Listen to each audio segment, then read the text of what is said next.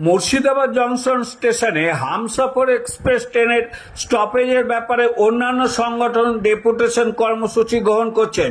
মুর্শিদাবাদ সাংগঠনিক জেলা বিজেপি কার্যালয়ে মুর্শিদাবাদ বিধানসভার বিধায়ক গৌরীশঙ্কর ঘোষকে এ বিষয়ে প্রশ্ন করা হলে তিনি কি বললেন আসুন শুনে নেওয়া যাক। বলেছে তাকে বলবেন এখানে হামসফর ট্রেন থামানোর দায়িত্ব গৌরীশঙ্করের।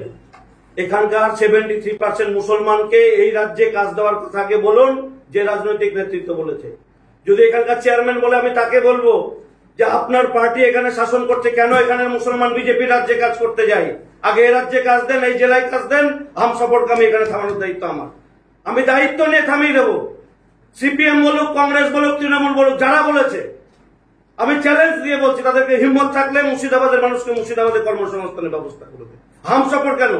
বন্দে ভারত দাঁড়াবে, আমি দায়িত্ব নিয়ে দাঁড় করাবো। পেটে ভাত দিতে পারে না যারা, মানুষকে খেতে দিতে পারে না, কর্মসংস্থানের অধিকার দিতে পারে না, তারা ট্রেন থামানোর জন্য লাফিয়ে উঠে পড়েছে। ট্রেন চালাবে তারা। কেন 14 বছর আটকে ছিল? কোথায় ছিল কংগ্রেস, সিপিএম, তৃণমূল? আজকে যারা বলছে যে আমরা রেলওয়ে প্যাসেঞ্জার ছিল না, তারা দাবেদারি করে তৃণমূল কংগ্রেসের, চামচা তৃণমূলের। তাদের কথা আমি মানি না। যারা আজকে বারবার বলছে মুসলমানদের আত্মমর্যাদা নিয়ে কথা বলছে, তাদের উদ্দেশ্যে আমি বলবো এই কথা। যদি হিম্মত থাকে এখানকার 73% মুসলমানকে মুর্শিদাবাদ জেলায় কাজ দেখ, আমি ট্রেন থামানোর দায়িত্ব আমার।